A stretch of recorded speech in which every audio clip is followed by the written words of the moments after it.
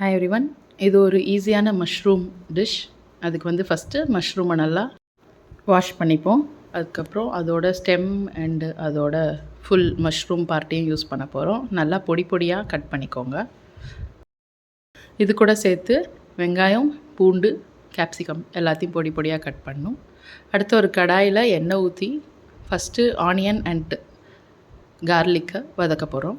நான் olive oil use பண்ணேன். நீங்கள் ஆலிவ் ஆயில் இல்லைன்னா பட்டர் எது வேணால் யூஸ் பண்ணிக்கலாம். அப்புறம் மஷ்ரூம் போட்டு இன்னும் கொஞ்சம் தண்ணி ஊற்றி அதுக்கு தேவையான உப்பு போட்டு கொஞ்ச நேரம் வதக்கிட்டு மூடி வச்சுருங்க. மஷ்ரூம் வேகட்டும். மஷ்ரூம் வெந்தப்புறம் இதில் நம்ம நறுக்கி வச்ச கேப்சிகம் போட போகிறோம். கேப்சிகம் போட்டு லைட்டாக வதக்குங்க, ரொம்ப வதக்கக்கூடாது, அப்போ தான் கேப்சிகம் க்ரன்ச்சியாக இருக்கும். அப்புறம் இது மேலே நம்ம ஒரு ஸ்பூன் பெப்பர் பவுடர், அப்புறம் 1/2 ஸ்பூன் சோம்புத்தூள் போட போகிறோம். அது போட்டு லைட்டாக வதக்கிட்டு இப்போது கொஞ்சோண்டு ரெட் சில்லி சாஸ் போடுறோம். ரெட் சில்லி சாஸ் போட்டு வதக்கி எடுத்துட்டிங்கன்னா ஒரு சூப்பரான மல்டிபர்பஸ் மஷ்ரூம் டிஷ். இதை வந்து நீங்கள் அப்படியே சாப்பிட்லாம், சூப்பர் டேஸ்ட்டாக இருந்துச்சு.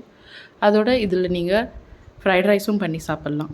மஷ்ரூம் டேஸ்ட் பிடிக்காதவங்க மஷ்ரூம்க்கு சாப்பிட்ணுன்னா அது இந்த மாதிரி செஞ்சு சாப்பிட்லாம். இதில் சுத்தமாக மஷ்ரூமோட டேஸ்ட்டே அதில் வராது. ஆனால் டிஷ்ஷு செம்மையாக இருக்கும். நான் வந்து சாண்ட்விச்சில் செஞ்சு சாப்பிட்டேன். நீங்களும் ட்ரை பண்ணி பாருங்கள். தேங்க்யூ ஃபார் வாட்சிங். லைக் பண்ணுங்கள், ஷேர் பண்ணுங்கள், சப்ஸ்கிரைப் பண்ணுங்கள்.